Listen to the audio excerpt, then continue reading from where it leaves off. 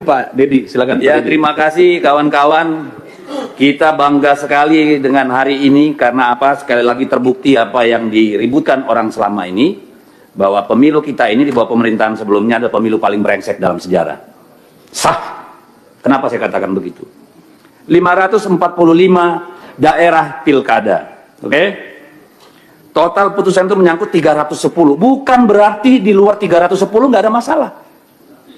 310 itu hampir 60% dari total pilkada kita. Hampir 60%. Gila itu. Saya nggak tahu kita punya hak nggak untuk duduk lagi di ruangan ini semua. Kalau kita punya budaya malu, saya kira wajar kita mundur semua. KPU, Bawaslu, Mendagri, Kapolri, gagal kita ini. DPR juga. Supaya adil. Nggak apa-apa, kalau perlu kita mundur berjamaah, saya siap. Supaya sebagai tanggung jawab kita terhadap bangsa ini loh. Hampir 60% pilkadanya bermasalah. Berarti yang tidak dipersoalkan itu hanya 235 daerah. Bukan berarti tidak ada masalah. Dari 235, 37 itu kota kosong. Berarti hanya 198 daerah. 198 daerah itu bukan tidak bermasalah. Either pelanggarannya terlalu masif sehingga tidak bisa dibuktikan, atau orang udah capek. Sekarang rakyat disuruh bayar lagi 1 triliun. Buat kelalaian kita semua. Yang bener aja kita ini, tanggung jawab kita di mana?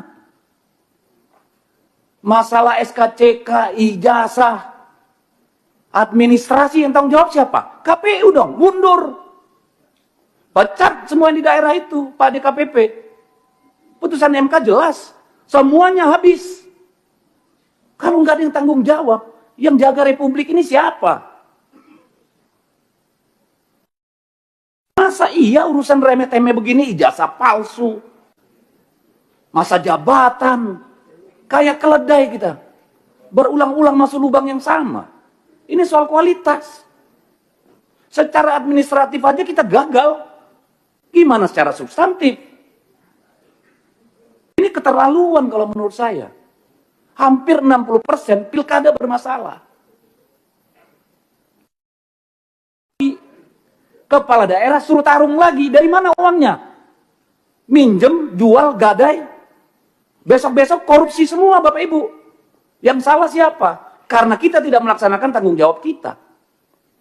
Nanti kita teriak, kepala daerah koruptor. Muaranya di sini. Ketidakmampuan kita menjaga pemilu yang jurdil, bikin pelanggaran di mana-mana. Dan kita harus bayar itu semua. Enak banget. Apa yang mau kita sampaikan, Pak? Tidak adil kalau ini ditimpakan sama pemerintah daerah. Sudah anggaran dipangkas, suruh lagi dibiayain nih kelalaian kalian semua. Tidak akan ada gugatan kalau Gakumdu itu benar-benar kerja. Tidak akan ada yang masif kalau PJ-nya itu benar-benar punya marwah. Bawaslu-nya kerja benar. DKPP-nya kerja benar. Malu kita, Pak. Ini bukan cuma soal anggaran, ini soal peradaban. Ini bukan soal teknis. Buat apa kita pemilu?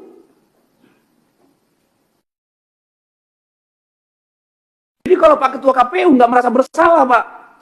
Nggak tahu lagi saya, Pak. Kalau Bawaslu menganggap ini bukan salahnya dia, bingung saya. Kalau Kemendagri nggak merasa ada kekurangan di pihaknya, wah kebangetan. Demikian juga Polri. Apa kita diskusi anggaran? Anggaran Kemendagri aja potong. Masa disuruh daerah lagi potong? Nggak adil. Benar, saya berharap ini forum refleksi Bapak Ibu. Yang benar lah kita ngurus negara ini, ngurus republik ini. Masa hampir 60% pilkadanya bermasalah?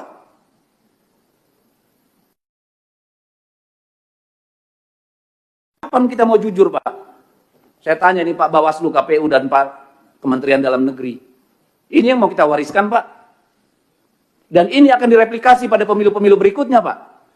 Ujungnya apa? Hutan habis, tambang habis. Semua dihabiskan untuk membiayai pemilu, Pak. Apa nggak ngelihat efek dominonya kita ini?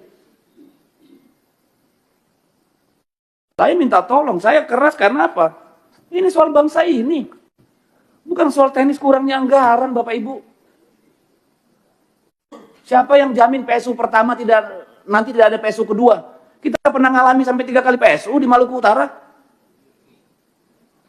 Siapa yang bisa jamin? Akhirnya kepala daerah yang terpilih pun gak legitimate. Yang milih nanti 20%, 30%. Cari uang lagi mereka untuk money politik. Untuk sembako. Garbage in, garbage out. Sampah masuk, sampah keluar. Kalau mau kita mundur bareng-bareng, ayo mundur. Tanggung jawab sama negara ini.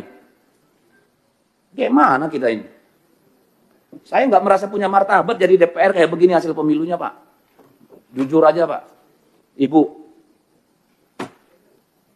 saya nggak punya kemampuan untuk menerima ini.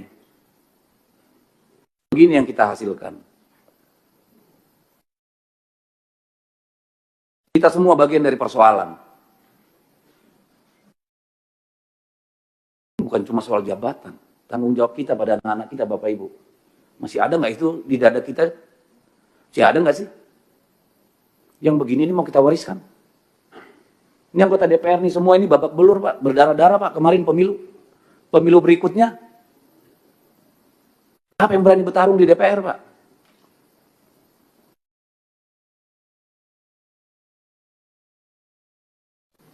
Saya habis kata, pimpinan. Ini menyedihkan. Kalau kita tidak melakukan koreksi pimpinan, besok-besok jadi anggota dewan itu perlu 50-100 miliar pimpinan. Jadi kepala daerah butuh 200 miliar. Tolonglah.